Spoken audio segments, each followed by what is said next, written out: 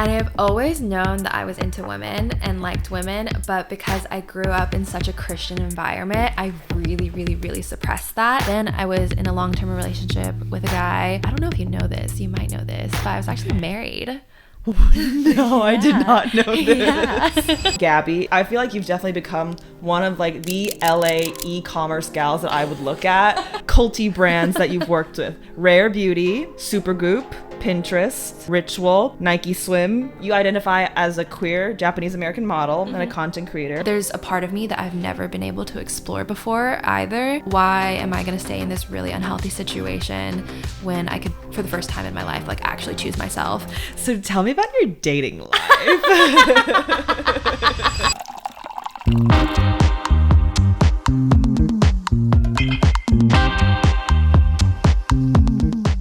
Hi everyone, welcome to Happy Hour. My next guest is sitting next to me, as you can see in the video. She's so gorgeous and I'm so excited to be talking to you, Gabby. So we've been following each other for a while. Well, I followed you first because you have a bigger social media presence than I do. And I think when a lot of people look at you, you have a very trademark hairstyle. When I followed you, you had, would you say it's Blonde hair? platinum blonde? Yeah, or platinum blonde. Platinum Yes. blonde. And now you have like a copper red hair. Yes. I want to say it's because of you that I go to the same hairstylist that you go to. Oh, really? I go to Asia, so thanks to you, you've influenced me to go to her. And I go to her like maybe like 2-3 months to just get my bangs. I used to cut my bangs myself, but never again. No, she's the best. I'm actually seeing her on Friday. Really? Oh, you're getting a touch-up? Yeah, but actually I'm gonna go back to my natural. Really? Yeah. Oh my gosh, I'm so glad that we're talking about this now. I know, because so I was bleaching my hair for like 2 years, and it's really taking a toll on my hair. And I started to notice like I'm getting like chemical breakage in the back, and just to like get my hair back to its natural state and also in a healthier state is something that I want to do. And so it's just been so much upkeep too to do the red. Like the red is actually more upkeep than the blonde. Really? Yeah. So when you have to do touch-ups, how often would that be for you? Oh, once a month. Once a month? So it's so expensive. It's like a monthly subscription, essentially. Basically. Wow. Yes. And so going back to my natural is going to be a lot cheaper. Okay. Well, I'm excited. I feel like you rock any hairstyle. Thank I think you. it's really the bob too. It's a short bob that makes you also in the commercial industry, very marketable too, which I want to get into. So, but before we start, I do want to talk more about you, introduce you to people who maybe have not met you, but I feel like you've definitely become one of like the LA e-commerce gals that I would look at, and I'll like get into it more. But okay, so I'm sitting next to the beautiful Gabby. Is it Masuda? Mm-hmm. Okay, love it. Masuda, for those who want to know how to spell it. You identify as a queer Japanese American model and a content creator. Based here in LA, so thankfully we're able to meet up. Yep, and do this in person, so that's exciting. I know, and this is our first time seeing each other, so really grateful that you're able to drive to my house and record in my bedroom because I don't have a studio yet. Okay, so you've had basically your entire life here in California. You grew up in Pasadena. Yes. And then you moved to San Diego for college. And then you worked in the mental health space as a mental health educator. And then on the side, you were doing social media. Yes. Yeah. Would you say that was your side hustle at the time or just for fun? Yeah, just my side hustle. Honestly, it started off just for fun. Yeah. During college is when I kind of got into sustainable fashion, and I was thrifting a ton because, college students, you have no money. Yes.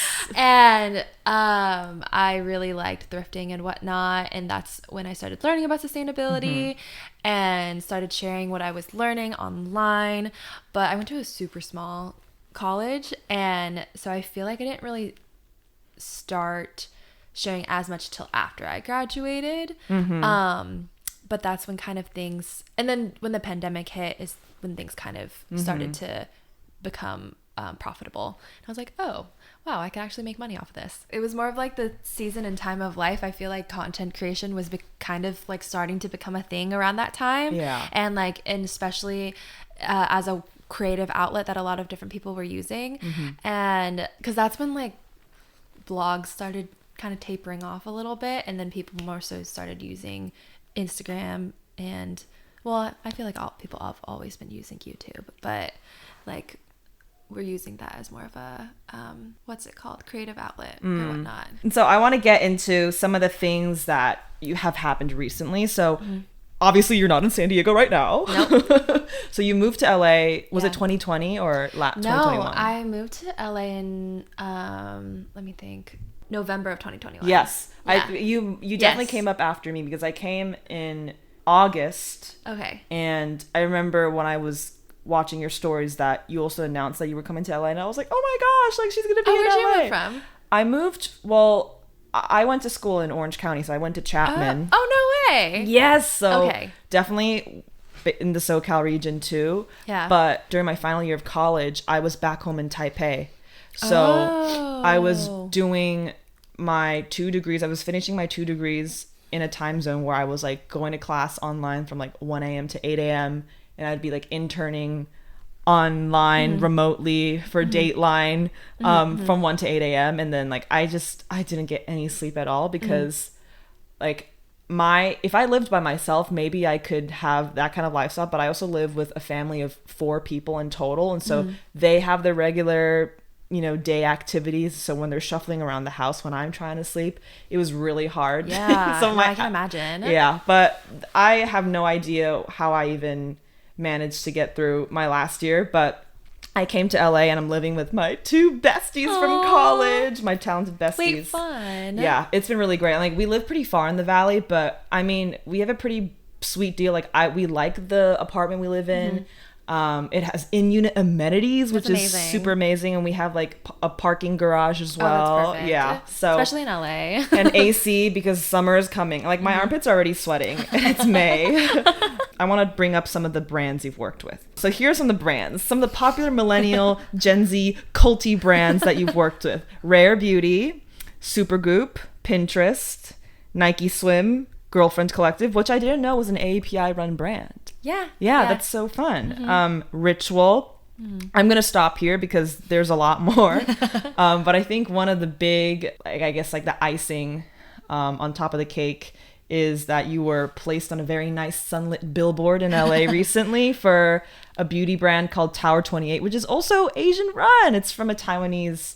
It's Taiwanese founded, and I really want to get her on the pod. She's called Amy. Yeah. She's the sweetest. Not only were you placed on the LA billboard, you were on a very big cargo truck in New York as well. Yes. So that's so interesting. Like, and that all happens, I guess, this year. Yeah, that happened this year. Wow, it was a great way to start off the year. It was. No, that was a very huge moment for me. Like at the beginning of the year, or even last year when I first moved to LA, I was really manifesting. I want to be on a billboard so badly. And so this year when Amy reached out to me and asked to be a part of that campaign, it was a really huge moment for me.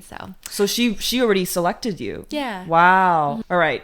I have to make sure that we start off this episode with some drinks, some non-alcoholic drinks though, because it's in the morning. So I brewed some barley tea and I made sure to chill it. So do you mind holding this mic? Totally. And then let's do some ASMR. Okay. Let's pour it Some in. barley tea so ASMR. This is yours. Okay. I didn't want to make something hot because I'm kind of sweating right now. It's a sunny day today. Ooh, that's a really pretty mug. Oh, this is actually from an Asian ceramic brand in LA. It's called OM Ceramics. Oh, Yeah, I follow them. Yes, and she sells out so quickly. Oh, they're so Crazy. cute. I do want to get a ceramic lady on the pod, actually. You've actually reminded me to actually get on that. Okay, this Chamberlain mug. Feel free to hold this. Sweet. Okay, and then cheers. Cheers. Okay, let me know how this is. It's still piping hot.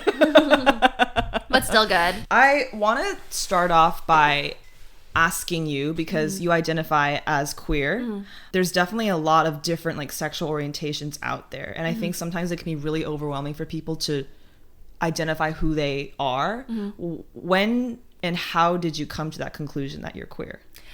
So for me, it's been a long journey for me because I actually grew up super Christian. And I've always known that I was into women and liked women, but because I grew up in such a Christian environment, I really, really, really suppressed that. And I really, I guess just ignored it. And then I was also just in Christian environments my whole entire life. So I went to like Christian school, and I was also like I'm the oldest of 5, and so Really? yeah. Wow. So there's always just a lot of expectation for me to like my family was always super involved in church, so there was always just an expectation for me to like be the perfect little Christian daughter. And so I really just suppressed a lot of my sexuality. And then I went to a Christian college as well that was very homophobic, and I was very involved with church still back then. So I just kind of ignored and honestly was kind of running away from myself in a way. And then I was in a long-term relationship with a guy. And I don't know if you know this, you might know this, but I was actually married. No, I did not know this. Yeah. Oh. Yeah. I got married at 23. Wow. Yeah, I was a fucking child I'm 23, bride. like right now. Yeah, no, I joke all the time with my friends that I was like a teenage bride, because I actually have a group of friends and we're all queer and divorced. Oh, no. Wait, so when did you meet this said guy? Mm-hmm. And how long were you together before you decided to get married? I met him while I was in college. So I met him when I was 19, and he was like basically my first boyfriend. I had like a high school boyfriend, but he was like my like actual first like serious relationship. And I met him at church. How long did you two date? Oh, we until you dated for like realized? 3.5 years before we got married. But we got married like right before the pandemic hit. But during our relationship was kind of when I kind of came into my own, but then was still kind of like, oh, I don't know, like getting married and being in the church or growing up in church spaces, getting married is like kind of the ideal, like getting married and then having kids, like that's kind of what is laid out for women in the church. And so I feel like part of me felt like I had to like fulfill that for my family in a way, or just for the community that I grew up in. But then as I was with him and as I was just coming into my own in college, that's when I kind of was like questioning everything that I grew up with and really started to get acquainted with who I actually am, what I actually believe. And slowly I started to, I don't know, kind of step into my own. But we got married right before the pandemic hit. And like December of 2019 and then March of 2020 is when the pandemic hit. And I feel like that really put a pressure cooker on our relationship and allowed me to be very honest with myself about a lot of very like toxic dynamics within our relationship that were very unhealthy. And that's also kind of when I started to realize like there's a part of me that I've never been able to explore before either. And why am I going to stay in this really unhealthy situation when I could, for the first time in my life, like actually choose myself and not make decisions based off of what my parents think or what the community I was surrounded with thinks, but I could actually make a decision based off of myself. And so actually right before I moved out to LA is when I decided to get divorced, May of 2021. Yeah. And then I lived in San Diego on my own for a little bit and moved out to LA November of 2021. Is that the reason why you decided to move to LA? No, I'd always wanted to move back to LA. Yeah, because you have family here, right? In Pasadena. So all my family's in Pasadena and all my siblings still live with my parents. And so I had always wanted to come back to LA eventually, especially, you know, the creative industry here is just so much, there's just so much more opportunity here. Yeah. Whereas in San Diego, there's a lot of really amazing small businesses and whatnot, but you kind of get to a certain ceiling in certain ceiling in San Diego, but then you can't really go further. Whereas in LA, the possibilities creatively are endless. And so I had always known that I wanted to move back to LA eventually, especially when I transitioned career-wise, but also leaving that marriage was a huge factor too, because I definitely needed a fresh start. Wow, I'm learning so much about, I mean, you and your family. I didn't know you were the oldest of 5. Like, can you tell me the age differences between you and then your younger siblings? Yeah, so I'm 27, and then I have a brother who's 25, another sister who's 22, another brother who is 19, and then the youngest, she is just turned 15 this past weekend. Okay, I want to circle back to when you were at Point Loma, because you said that it was a very interesting experience for you there. Can you provide more color on what it was like there and what your wellness and mental being was like? Oh, man. Oh my God, do I have stories. So Point Loma, beautiful campus. Like, you're on the beach and you have an ocean view. So it is a gorgeous, gorgeous, gorgeous That's campus. like a free therapy. Yes, in and of itself, yes. And San Diego is just a beautiful place. But overall, like, the school is super conservative. It's very white. I was probably the only Asian. I think I was like one of 5 Asian people in my whole entire dorm of like 200 students. I was like the only Asian on my hall. My roommate, my freshman year roommate, I was like her first Asian friend in her whole entire life. Really? Yes. So it was just kind of a culture shock for me, because I grew up in Pasadena, but my friend group was pretty diverse, and I hung out a lot in the 626 area, so like Arcadia, Temple City, San Gabriel Valley, that area. And so there's a big Asian population there. And so going to college, it was kind of a culture shock because I had never been around that many white people. Yeah, also there was just so many rules that you couldn't drink even if you're 21, and I was an RA, so I had to reinforce all these rules. I don't know. Yeah, what were the specific rituals that the school required you to do? Oh yeah, so you had like co-ed open hours, so you can only be in like guys or girls dorms during certain times. You couldn't drink or smoke, or you couldn't have sex on campus, which makes people want to do it yeah, even more. Exactly. You couldn't. When I was there, they finally started a queer club, but it was very taboo, and it was very like unspoken kind of like, oh, you don't, like an underground club. Yeah. And did you join this club before you got married? No. Or were you just really scared to? Oh, I was so scared. Yeah. I was so scared because I knew, because also all my friends like believed that being gay was a sin. Yeah. And so no one knew I was queer. Yeah, I barely, I mean, I knew it's in my mind, but I didn't want to like admit it to anyone, because then like it would become real. True. Yeah, it would become real, and then I would have to deal with that reality, which I was terrified of, because of the environment that I grew up in. It was also just a very racist campus, especially being on campus during like the 2016 election. Like, I was in Orange County. Not during 2016. I started in 2017, okay. But Orange County is very a much more conservative area, but the school we were in, it was a bit more liberal, but there was definitely there was definitely, you know, a good mix of conservative and liberals on campus. But I can definitely imagine what that environment is like. From your experiences at school, I want to know if that led you to want to pursue a space in the mental health sector, or was there another reason that led you into that career? I think I've always just been interested into how like people work and understanding why people do what they do. And also I've always been really interested in how to pursue a more like a holistic state of well-being, and how people can just better take care of themselves and whatnot, and what healing also looks like. And so that's what kind of made me interested in psychology. Is that what you studied? Okay. Gotcha. But then I also did a lot of work with our school's like Center for Justice and Reconciliation, and so that also kind of led me to getting involved with some of the professors who did a lot of work within the sociology department as well. And I'm really just interested too in how systems work together, and how people's identities shape who they are, and how they interact with the world based on their identity. And so all those things really fascinate me.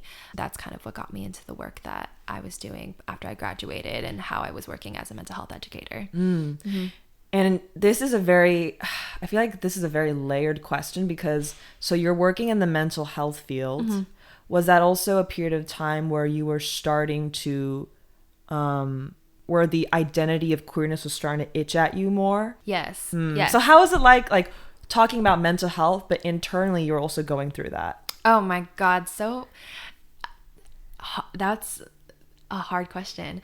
I feel like I felt very like separated in a way, because in a way I had like this place at work where I was very queer friendly, was very affirming of my identity, and also had a lot of queer coworkers. And I think being in those workspaces really, while I was still kind of leaving the church environment and the Christian environment that I was in, honestly gave me the freedom to kind of fully express who I was, and gave me the safety to leave kind of the church spaces that I was in, because it made me realize like, oh my God, there's so many amazing people that care about justice issues that I care about, and also are like fighting for queer liberation and fighting for people of color, and are passionate about all these different things that I really enjoy and love, and they're outside of church spaces. And I think that really enabled me to, I don't know, just how to find community outside of the world that I grew up in, like the bubble that I grew up in. Yeah. It was really disorienting though, in a way, because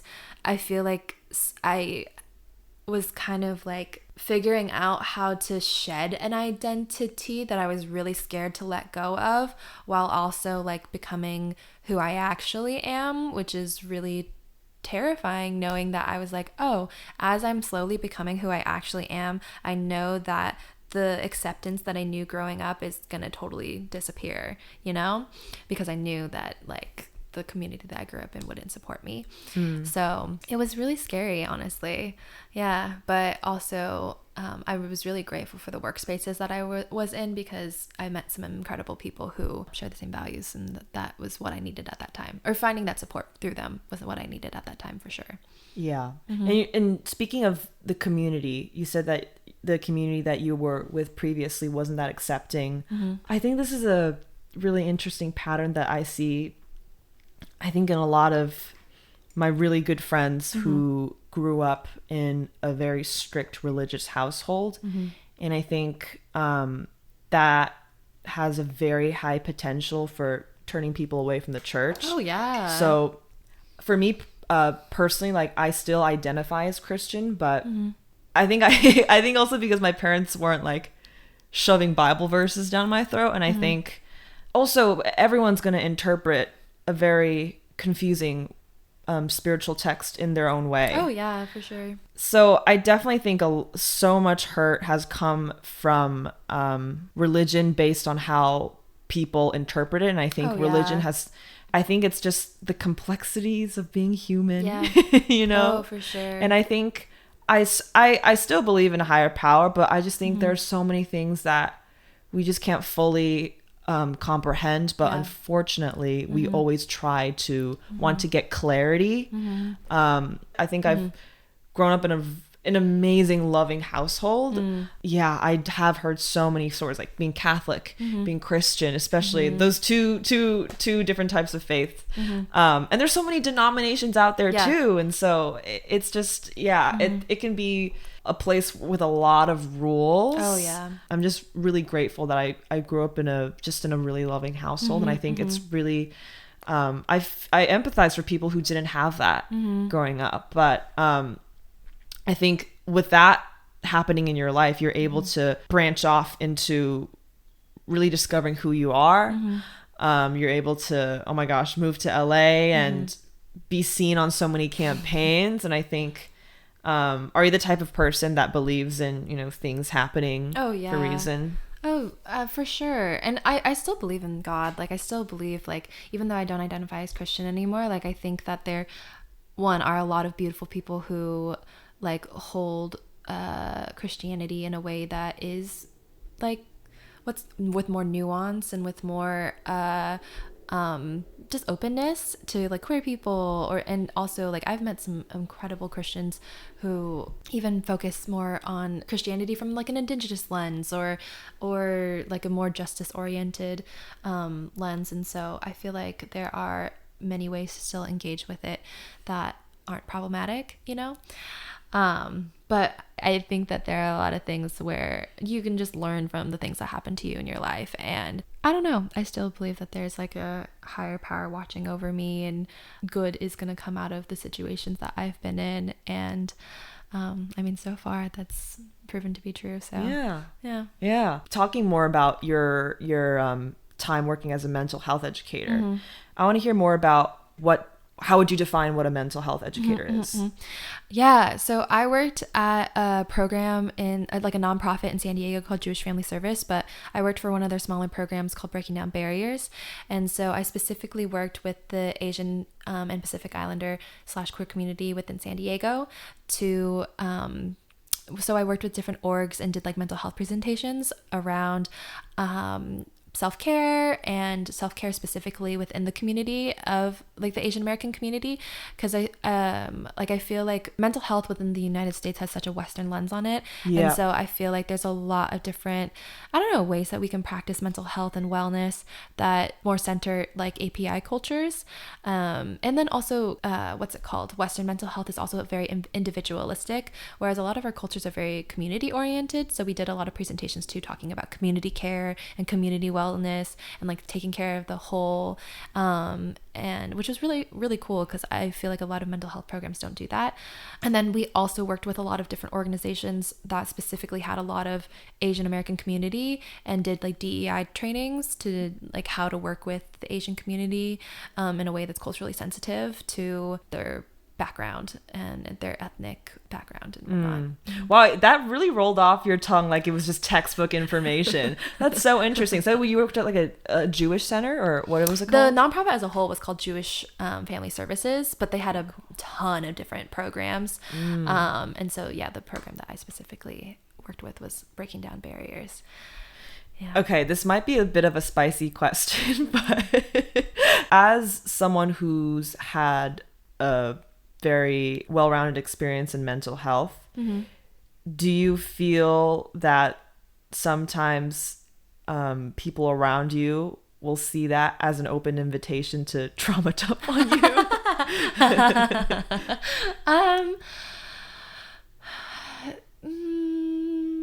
Yes and no, but also like I've also had to work on my own share of like having better boundaries, of like emotional boundaries in terms of what I share and whatnot. And so, do you think you're good at setting boundaries? No. And that's why I'm in therapy. I see. Okay, yeah. So no, that's been a huge learning curve for me. Yeah. How long have you been doing therapy? So on and off, I've been doing therapy since like college. I utilized my college's free therapy services, but I used to only have white therapists, and I feel like I don't know, they can't understand you to a certain extent. Yeah. And then after college, I also had another white therapist. Also, these therapists were also Christian, so then they also had like kind of a limited lens in a way. Then right now I have a therapist who's amazing, and she's Japanese and queer, and also she focuses more so on somatic healing, which I really love. Somatic therapy focuses on where your emotions are stored within your body. Like if you ever heard of the book like The Body Keeps Score. Yes, I've seen you post about it. Yeah, yes. yeah. And there's actually, that book is actually written by a white man, and it's based off of a better book called The Body Never Lies. So actually, I've heard that The Body Never Lies is better because it's written by a black woman, and a lot of the ideas from it are... And the idea was colonized. Yes, essentially. Yes. Anyways. Essentially just saying that our body holds our trauma, and a lot of times when we feel emotions in our body or in very stressful situations, our body isn't allowed to feel that whole emotion because we'll go into either like a trauma response or fight or flight, or we'll numb out the emotion because we're in a situation where it's not safe to feel that emotion. So somatic healing really takes the time to feel more embodied and get acquainted with your body and know like where emotions are coming up inside of your body so that you can feel them completely and therefore heal, because you're able to like fully feel and process through your emotions where they are in your body. Wow. Okay. So there's definitely lots of different therapists out there, lots of different types of therapy. For someone who's never done therapy ever, I've heard a lot of things about when you find your first therapist, someone would say like, at least give it 3 sessions and then come to a conclusion, or the first session and then you can see if you want to stay or not. From your experience, would be like the tips that would help set someone up for success when finding a therapist? Yeah. I feel like finding a good therapist is honestly like dating. Like, and especially if you're a person of color or a queer person, I definitely recommend trying to find someone who shares the same like cultural background as you, or shares the same like sexual identity, gender identity as you, just because I don't know, it makes things so much easier when you don't have to explain some of the nuances of who you are as a person, and they just get it just because they know your background, or they can relate to some of your background and whatnot. There's actually this amazing directory called Inclusive Therapist, and that's actually how I found mine. I was about to ask how you found yours. Yeah, and like you can type in exactly what type of identity or gender or sexual orientation into this like database, and they'll pull up those therapists in your area for you, which is incredible. Also, I would say do research on the different modalities of therapy, because there's so many out there, and some forms of therapy might be helpful for certain people, and like based on how you process your emotions or how you think about the world, but other forms of therapy might be helpful for others. And so like familiarizing yourself with the different types of therapy, I think that's also something you can do before going into a therapy session. And also, yeah, like not every therapist is going to be a good fit for you. They don't hold all the right answers, all the time. And so knowing that like you as your own person are going to be able to be the best judge of like if someone's a good fit for you.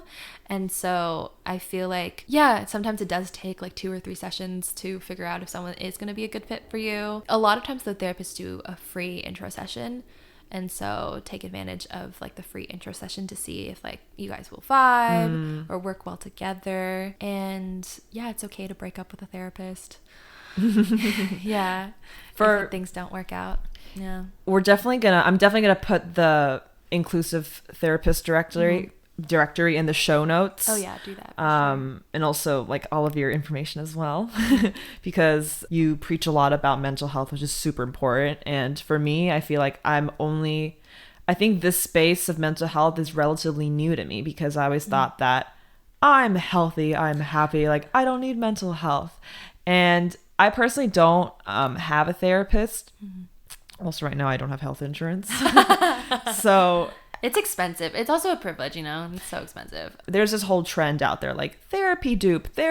Like, what are particular free therapy habits or items or anything for you that has worked well for you that maybe you could recommend to others?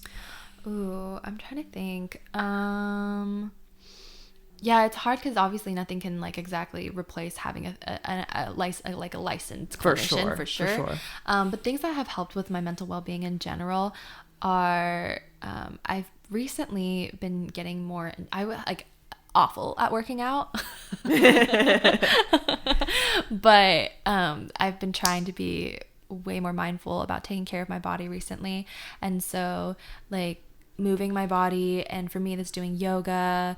I just started boxing classes. Really? Where do you go? Box Union. Okay, I used to go there. No way. So I've boxed since high school, but cool. It's been on and off for me, because also in a perfect world, if I had a bit more disposable income, I would love a one-on-one, because that's how you really, really improve your form, and your technique and your punches. But I did go to Box Unit because I had ClassPass, and you have that right now? Yeah, and so I think that's like a really great way if you want to start being more active, but you just don't know where to start. Like you could definitely go on ClassPass and then pick the different classes and see what works for you. But I think movement is so important. I feel like for me, I've always been a super active person because I grew up doing like sports. I did basketball all middle high school. Oh my gosh, no way. Yeah. But in track and field and cross country and like volleyball but then I think once I left that athlete atmosphere at school, and when I went to college, I think I just didn't have like a framework of how to work out anymore, because I was kind of like, I'm not on a team, so I don't know what to do. So for me, I was like, I gotta be on the treadmill, I gotta be sprinting every day. But then also for women, we have this thing called like a cycle that happens for a month. And so what I've been just evangelizing to everyone is, especially for women, and I feel like in every single episode that I've recorded, I've always talked about this. So I feel like everyone, like the guys and the girls are like, oh, Melissa. But like I love to cycle sync now. Yeah, same. And So right now I'm in my luteal phase. So Same. synchronicity. So hopefully my period comes on like Friday or the weekend, but it's because I have PCOS. So because a common symptom of PCOS is that you have really irregular periods or your period just doesn't come. So for me, I really want to make sure that through movement and through nutrition that I can sync up my cycle. So it's just, sometimes it can feel, at first it felt really overwhelming to me. I was like, I have to know the different phases of my cycle. Like I thought my cycle was just like when I bleed. Yeah. That's literally what I thought until like last year. But now it's like I have it on my calendar. Like, okay, this is when you ovulate. And this is when you should amp up on your workouts, do more like weights, or here maybe do just like do walks, or like yesterday night I did tennis with friends. Oh, nice. And it was so nice. It was so nice. So movement, that's really good about you. Yeah. What are other things that you would recommend? I would also say cycle syncing is huge because especially like trying to re-regulate my nervous system and trying to get my like nervous system just on a more regular basis. I feel like knowing when my hormones and where I am in my cycle has definitely helped with my mental well-being too, because for me, I'm like, oh yeah, like I struggle with anxiety and depression, and I know that during my luteal phase I'm like pretty usually kind of depressed, and we're in a depressive cycle. And so like taking time to be slower on myself during those times and like take baths or just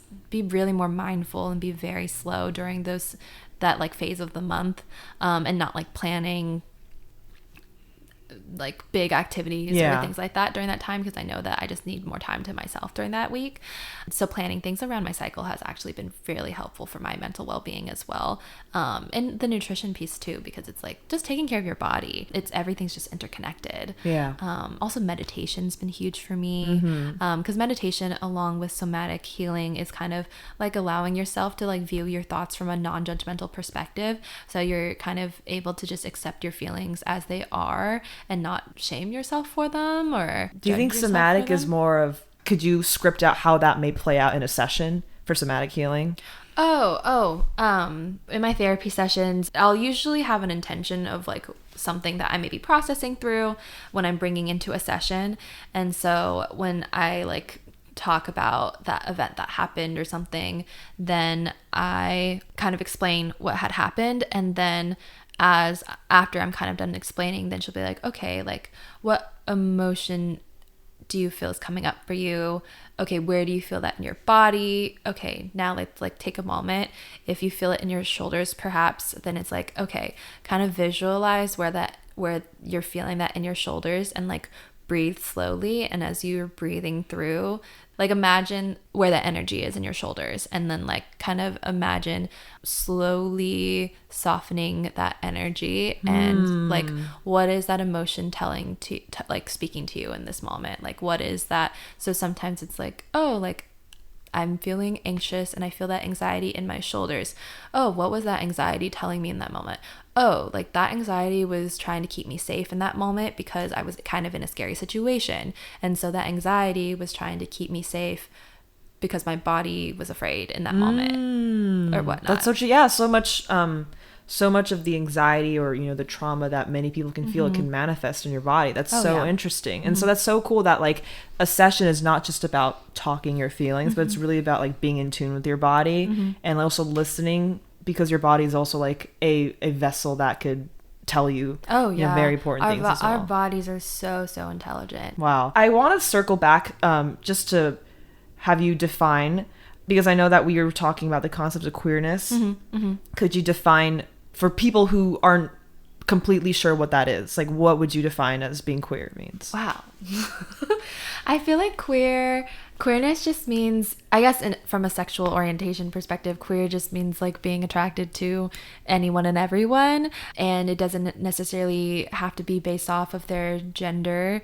It's you're just sexually attracted to people based off of like who they are energetically. But also I feel like people define queerness differently based off of who they are. And like within queerness is, I feel like, a whole range of like, you know, gay, bi, pan, lesbian, all those different sexual orientations or whatnot, but I feel the most comfortable with queer also because it's a very fluid sexuality and it's always ever evolving, and I feel like we're always ever evolving as humans too. So yeah.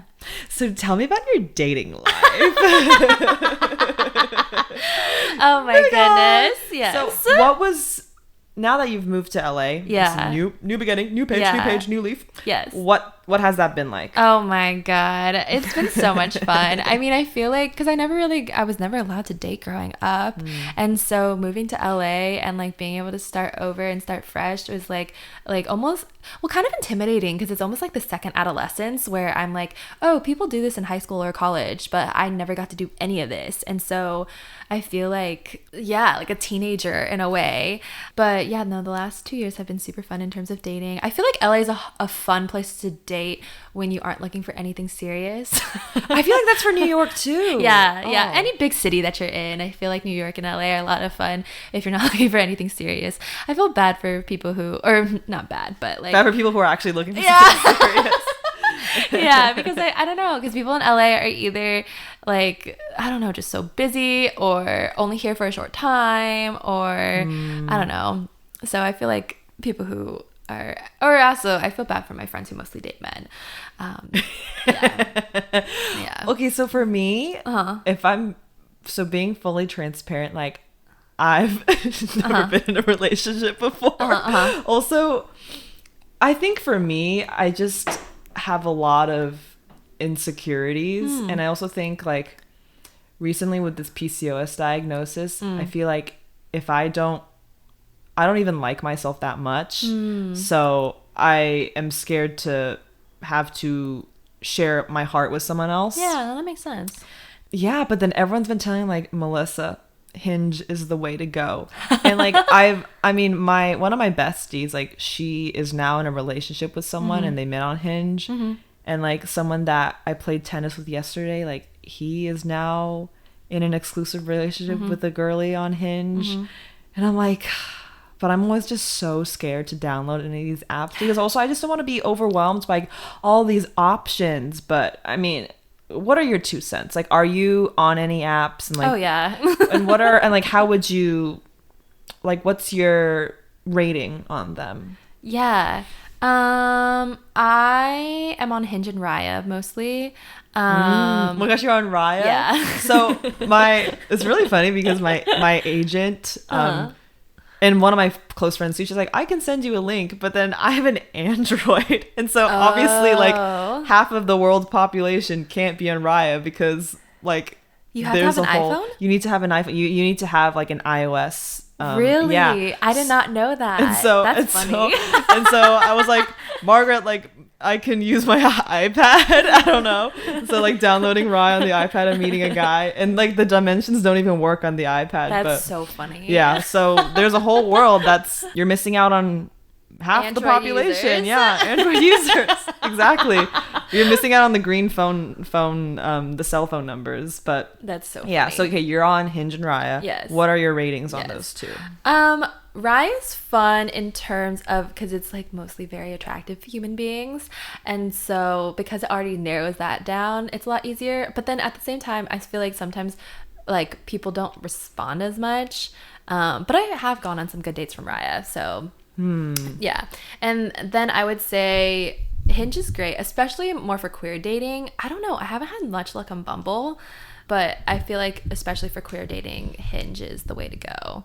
Yeah. Okay, so how would you, because I know that on Hinge you have to create like your own little like homepage, your own profile. Like how do you have yours laid out? Like what do you think when you look at other people's profiles, like what do you think would stand out for you?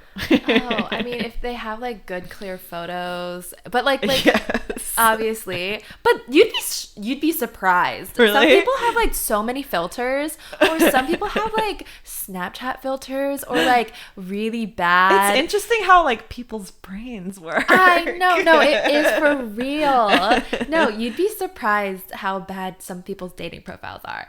Oh, also sometimes people have a lot of photos that don't actually show their faces, or they're like sunglasses or like hats, so then you can't like see the fullness of their face, and I'm like, that's sus. That means you maybe they're like, well, it's gonna be more attractive because now they want to see what I look like in person. No, then I'm like, I'm not want to go out with you because what if you don't look like your profile? Yeah. What are some good dates you've been on, and what are some bad ones? Ooh. You can start with the bad ones. I'm trying to think.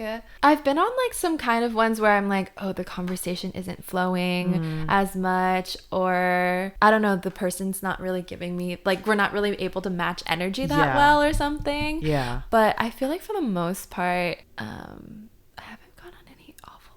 Well, that's good. And I feel like you're on two, reputation-wise, Hinge and Raya are much more... I feel like you would find better options on there. Yeah. So, well, my roommate Steven, he's gay.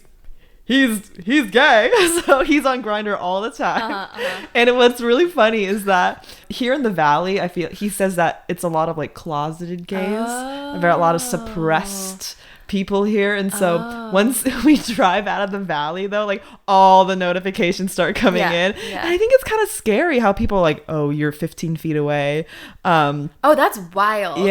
Yeah, that happens on Grindr. And then also because the reason I bring this up is because of the profile pictures. Like there are terrible pictures on there, and he likes to screenshot them and show me. And there was this one picture where it was a guy like at the airport pushing like the baggage trolley, going like, oh, looking to the side while pushing the trolley. Oh my God. That always like, that's a core image in my mind that I can't ever forget because it's so funny. I'm like, it's so interesting like what goes on in people's minds when they pick photos. Oh yeah, no.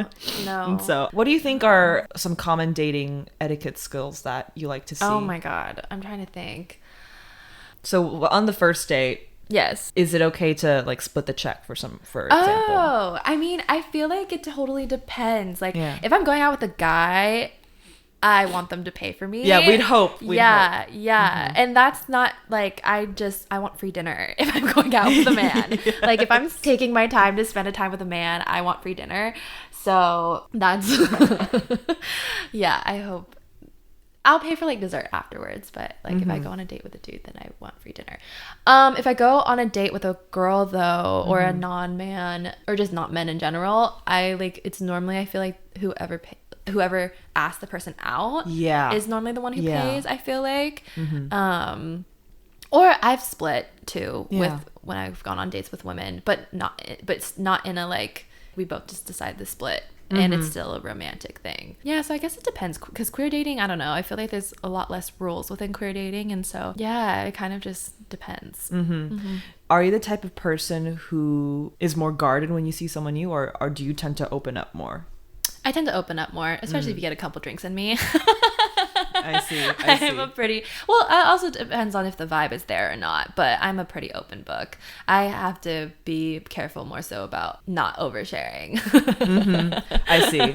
I think for me, it's like, I definitely have the tendency to okay, so I'm on opposite sides of the spectrum. Okay. I will either gatekeep anything personally about me, or I will overshare. And then I freak out and I just like close my mouth again.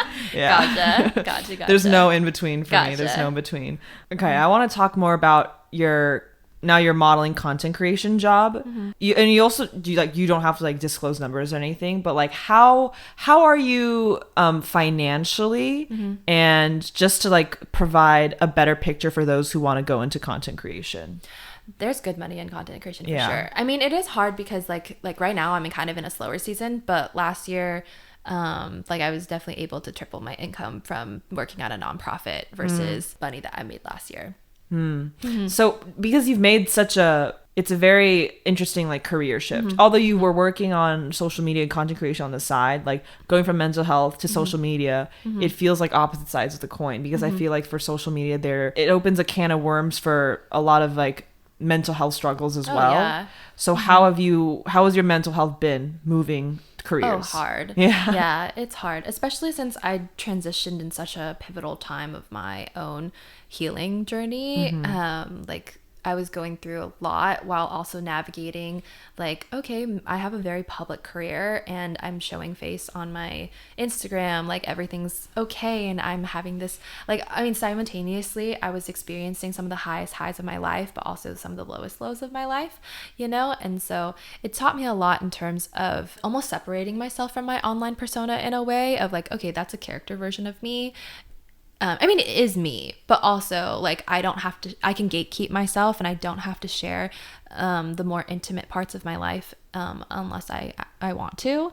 But it's been really hard on my mental well-being too, because I feel like also especially within the industry that I'm in, I'm constantly comparing myself to other people, or especially with modeling, it's a job based on your image, and that has been really hard for me too, as I've like the last 2 years, as I've gotten older and as I've changed, and my body's changed and whatnot. It's something that you're always like hypercritical on yourself of, especially because my looks are how I get my job. Yeah, you know. absolutely. And so it's hard to there's still a lot of insecurities and like different things that I'm constantly working through on a day-to-day basis, and so it is really hard on my mental well-being still. But also at the same time, it's been really good for my mental well-being in other ways, because I have a lot of flexibility. I'm able to take time off. I'm able to work at my own pace. I'm able to make my own hours, and that has been really good for me to like when I have really, really hard like anxiety or depressive days, to where I can just take the whole day to kind of rest or to take really good care of myself.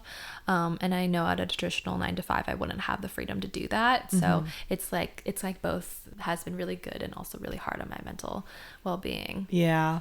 Definitely working in the commercial space can be really hard on, on the mind. For me personally, I am signed, but for me, like I also have I haven't gotten a lot of work because I also have a lot of imposter syndrome, I think. And like everyone's like, yeah, I have imposter syndrome. So I'll explain like what mine means, because you were saying like how, your body changes, especially as women. And when that happens, you're like, ah! So when I got PCOS, I gained a lot of weight, and it's like weight that it's very hard to try to get rid of. And so that's definitely like a struggle that I'm still trying to deal with, because it's, oh my gosh, healing is definitely not linear, but it's such a long process. It's so frustrating at times with PCOS. And I had, for last year, for like over half a year, I had just terrible cystic acne that came out of nowhere. And I grew up with clear skin. And so it was just like, my face was like night and day, essentially. And so I felt I definitely had a lot of imposter syndrome. I was like, I'm signed, but I do not look like someone who should be signed.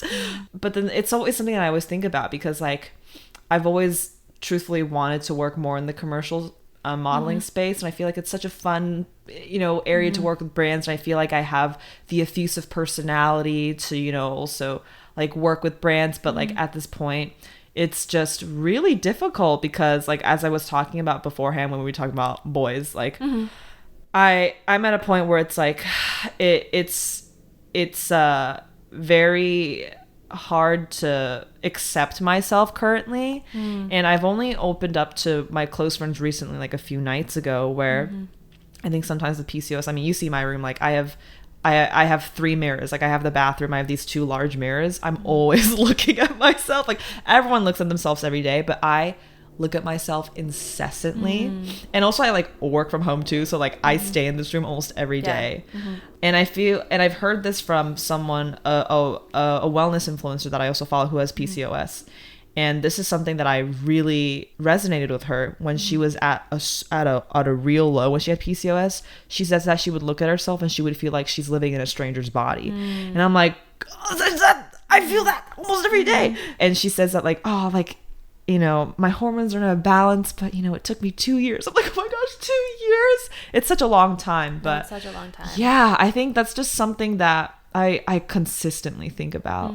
And so sometimes I feel like this rock was kind of thrown at me, and I look around at my friends and I'm like, I mean, I'm literally jotting down the phases of my cycle in my planner. I'm thinking about the specific type of gluten-free, dairy-free nutrition I have to eat, and also like low in sugar too, because my blood sugar is high because of PCOS, because I'm insulin resistant. But I'm looking around my friends, I was like, oh, I mean, they're not, working out that much, or they're not like eating that well, and they still get to maintain like a pretty good physique. So I think just the commercial industry and living in LA, like this is all just compiled on me. Yeah. But I know that once I said healing is not linear. And I think I've learned so much from this healing process in like holistic medicine. Oh, yeah. When I went to the gynecologist and I got a sonogram and he was like, oh yeah, here are the little cysts on your ovaries. So that confirmed I had PCOS. And then with every single women's issue, if you have hot flashes, cramps, if you have bloating, just abdominal pain, acne, they just give you an oral contraceptive. But when he gave me that birth control pill, I was like, I'm not eating that. I'm not eating that. So right now I go through functional medicine, although there's definitely is a place for Western medicine. There definitely is a place for certain types of medication if it's like a more life-threatening illness or a disease. I think that like definitely like use your best judgment. But for me, I'm like completely holistic. Food came first, so I would eat the food first. Food came before medication. Like also like cycle syncing, learned so much about that. Anyway, I don't know like how I like spiraled into this conversation, but we were talking about commercial work, right? We were talking about commercial work. But that's just like something I just thought about. I'm like, oh, I'm signed, but I like haven't booked anything because I'm not happy with myself. No, it's hard. It's so hard. No, I feel you. Like I when I ended my relationship, I lost a ton of weight because I was really depressed and I was not eating and not at a healthy weight at all. But it's been really hard for me too in this last year and a half of like gaining my weight back, but then feeling really like a lot of body dysmorphia of like, because I got signed when I was at a really skinny weight. I see. Yeah. Or like at an unhealthier weight for me personally. And so, yeah, it's been very disorienting because our society really values really skinny and slim people. And so it's really disorienting for yourself as much as like I want to be like really in a neutral place with my body and like accept it for where it's at. It's so hard to do so, especially when you're constantly being told that like, oh yeah, like especially being in like an Asian culture too. It's like I'd go back home after college and be like, well, so you look you look healthier. I'm like and I remember one time like before I was going to my friend's wedding, like the night before, I was gonna drive down to Orange County because they were getting married there. I was like not feeling it. I was like, I don't want to go. Like I hate this feeling. And so when I called my parents too, because they always call me before I make a long drive just to like send me off, but then they could just visibly hear my voice cracking. But then like I because for me, I'm like I don't like to cry. I don't like to cry, but especially from my parents too. I just don't want them to see me like that. And so, and I think for me, speaking more about just like body image, I can tell in hindsight, I was having the onset of PCOS in college, but I didn't realize that until last year. Damn. And I think because living in an Asian household or in an Asian culture, it's more about like, that's not a big issue. If you look fine externally, internally, it's not really prioritized that much. Also, when I was in college, I like didn't have any money at all too. So I wasn't able to like pay for medical expenses, even though right now it's still so expensive. Yeah. Whenever I tried to seek help, everyone would be like, you're fine. Like you look fine. But it was only until I took my own agency when I started working. I took my own agency and I went to get my blood test drawn. And I had the black and white physical proof on paper. Well, technically red. There were a lot of like red numbers on there. That my family was like, oh, I think we need to look into this more. Yeah. And so now they're really supportive. And so, okay. So now more into the positive stuff. In LA, you've been able to get so many amazing opportunities. I want to really harp on those wins that you've experienced. Thank you. With Rare Beauty. Yeah. How did that happen? Oh my goodness. You just got a text? Oh yeah. My agency just texts, they'll text me about like when I have to do castings or auditions or whatnot, but sometimes a brand will just book me, and so then they were like, okay, you're on hold for this brand for Rare Beauty, and then I found out that I got the job, and so that means that they'll have already sent my images to the client and that they chose me. Wow. And then you were able to go to an event and you were able to meet Selena Gomez. Yes, and that was insane.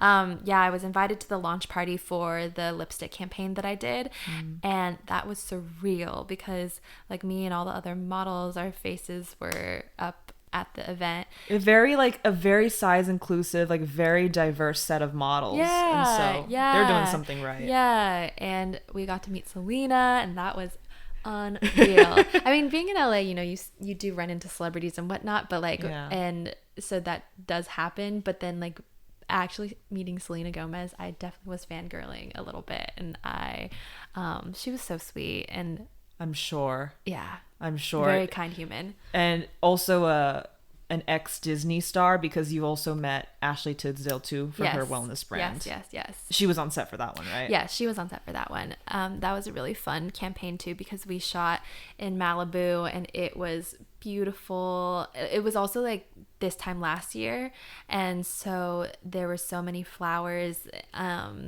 all around, and we also shot at the beach. You are signed to Minnelli. How has working with that management been like for you? Oh, it's been great. They handle both my influencing and my modeling, which is really nice. So you don't have to go to two separate agencies, and they take like two separate cuts or cuts. Anything Yes, like that. Yeah, exactly. Yeah, so they take 20%, but which is pretty standard across the board for modeling. And it's really nice because they do all my negotiating for me, which for me is a pain in the ass. And so being able to have people that are advocating for me and also that are able to sometimes even like double the rate that I was offered initially has been really nice. I've really enjoyed working with them so far, and they've gotten me some great gigs. Yeah. It was your birthday pretty recently. When's your birthday? What's the specific date? April 8th. April 8th. Okay. Yes. So what kind of like self-growth have you experienced over the past year? Oh my God. Where do I even begin? I feel like this last year I've really started to kind of learn how to slowly come out of survival mode.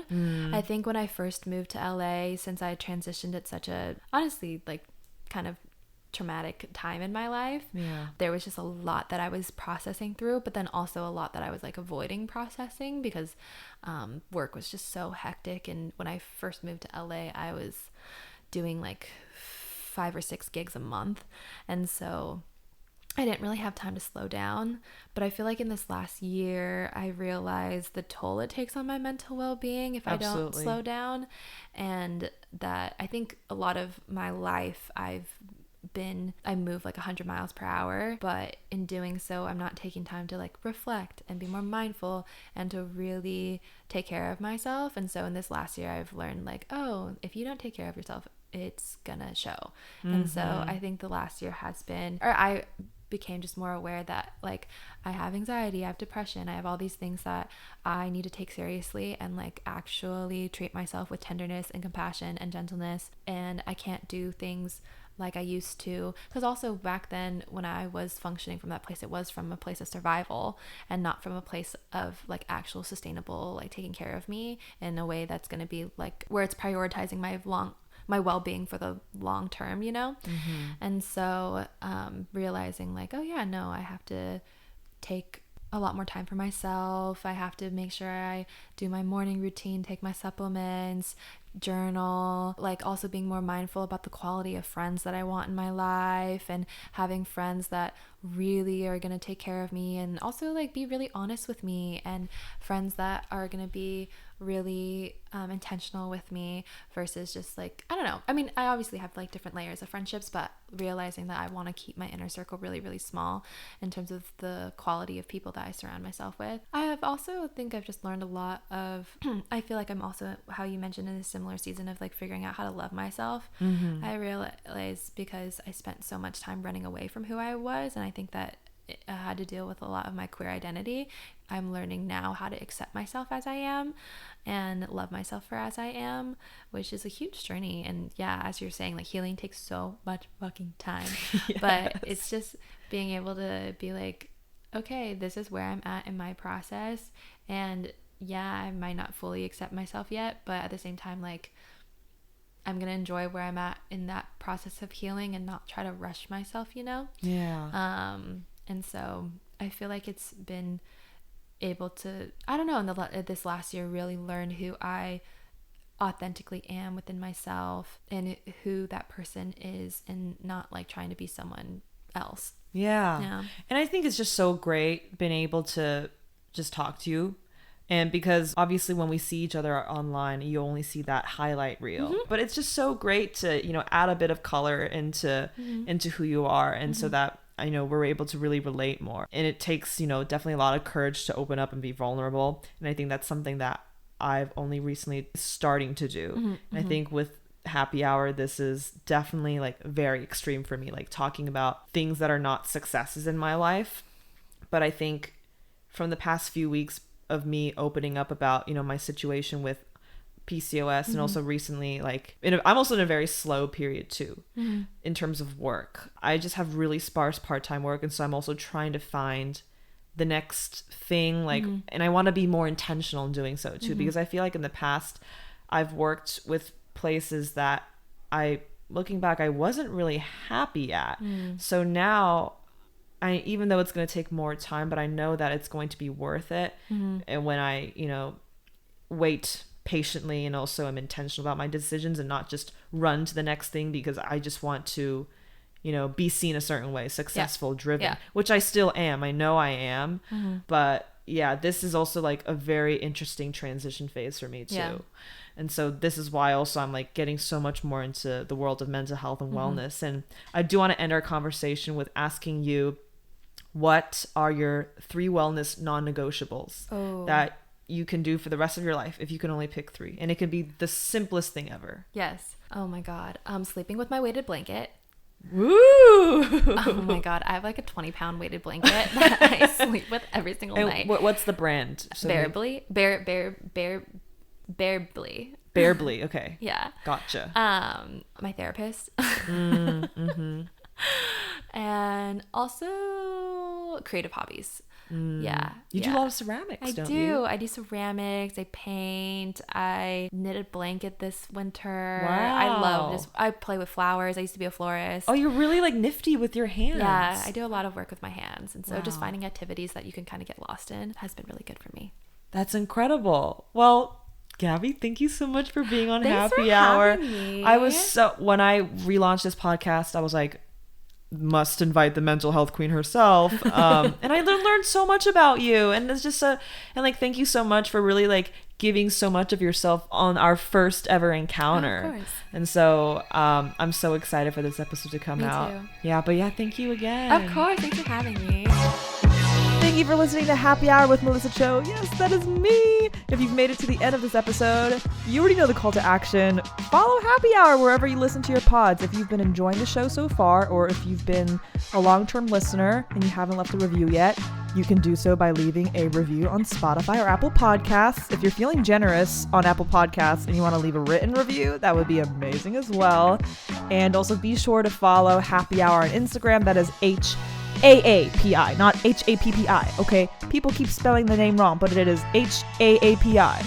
If you spell HAPPI, then you are not an ally. Okay, I'm rambling. So it's HAAPI, HOURPOD.